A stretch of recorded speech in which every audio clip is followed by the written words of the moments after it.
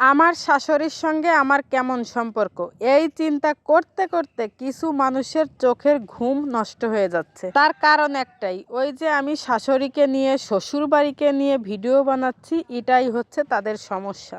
আর যাদের বেশি সমস্যা আমার কাছে কি মনে হয় জানেন, তারা একজনও শ্বশুরবাড়ির সঙ্গে তাদের কোনো ভালো সম্পর্কই নেই। মানুষের তো এটুকু বোঝা উচিত যে শ্বশুরবাড়িকে নিয়ে ভিডিও বানায়, যদি আমার তেমন কোনো শ্বশুরবাড়িতে সমস্যা থাকতো তাহলে আমার শ্বশুরের ছেলে আমার সাথে কি কোনো সম্পর্ক রাখতো? এই যে সে আমাকে প্রতিদিন বাইরে ঘুরতে নিয়ে যায়, খেতে নিয়ে যায়, কখনো কি সে এগুলো করতো?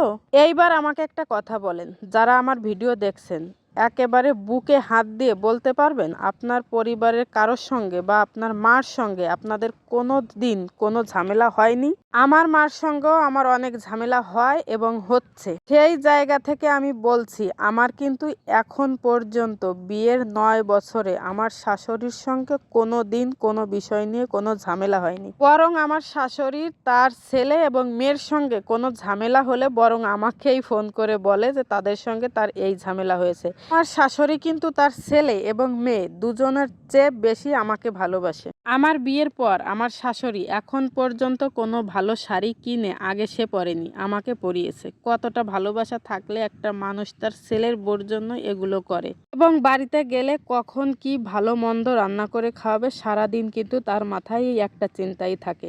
এখন কথা হচ্ছে, যাদের টেনশন আমার শাশুড়ির সঙ্গে আমার কেমন সম্পর্ক, যে আমি ফেসবুকে এসে এসব ভিডিও দিচ্ছি, তাদেরকে বলবো পরের চরকায় তেল না দিয়ে নিজের সংসারের দিকে মন দিন। সারাদিন তো দেখছেন ফেসবুকে কে কোথায় কি করে বেড়াচ্ছে, তো এটুকু দেখেন না যে এসব বিষয়ে ভিডিও বানালে ভিডিও হচ্ছে খুব তাড়াতাড়ি ভাইরাল হয়, অর্থাৎ এগুলো হচ্ছে ট্রেন্ডিং বিষয়। আমি আমার শ্বশুরবাড়ির স্বামী সব কিছু নিয়ে অনেক বেশি ভালো আছি। আপনারা আমাকে নিয়ে আর একদমই নাক গলাবেন না। আমার কাছে মনে হচ্ছে একটু বেশি বেশিই করছেন। আসলে 3 মিনিটের ভিডিও বা 10-15 সেকেন্ডের ভিডিও দেখে আপনারা কতটুকু কি বিচার করতে পারেন বলেন তো? তারা আমার খুব কাছের মানুষ, তাদের কিন্তু কারোরই এইসব ভিডিও নিয়ে কোনো রকম সমস্যা নেই। সমস্যা শুধু আমার প্রতিবেশীদের। যাই হোক, এসব কথা কিন্তু আমি একদমই বলতে চাচ্ছিলাম না, কিন্তু জানেন মাঝে মধ্যে মনটা খুব বেশি খারাপ হয়ে যায়। আপনারা জানেন যে ফেসবুকে ভয়েস দিতে গেলে অনেক কিছু অনেক সময় বলতে হয়, সব কিছুই যে সত্য এটা কিন্তু একদমই না। আর কোনো ভয়েস দিলে যে সেটা আমার ব্যক্তিগত জীবনের ভয়েস বা কোনো লেখা দিলে যে আমার পারিবারিক সমস্যার কারণে এই লেখাটা দিয়েছি, এটা কিন্তু এমন না।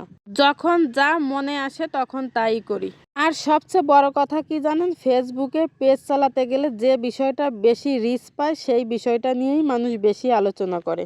অতএব একদমই আর সমালোচনা করবেন না। আমার শাশুড়ি খুবই ভালো মনের একজন মানুষ, আমাকে অনেক বেশি ভালোবাসে, যা আপনারা কাছ থেকে না দেখলে কখনোই বুঝবেন না। আমার শাশুড়ির সঙ্গে আমার খুব ভালো সম্পর্ক, তাকে নিয়ে আমার কোনো প্রকার অভিযোগ নেই, বরং তার মতো একটা শাশুড়ি পেয়েছি আমি আসলেই অনেক বেশি ভাগ্যবান।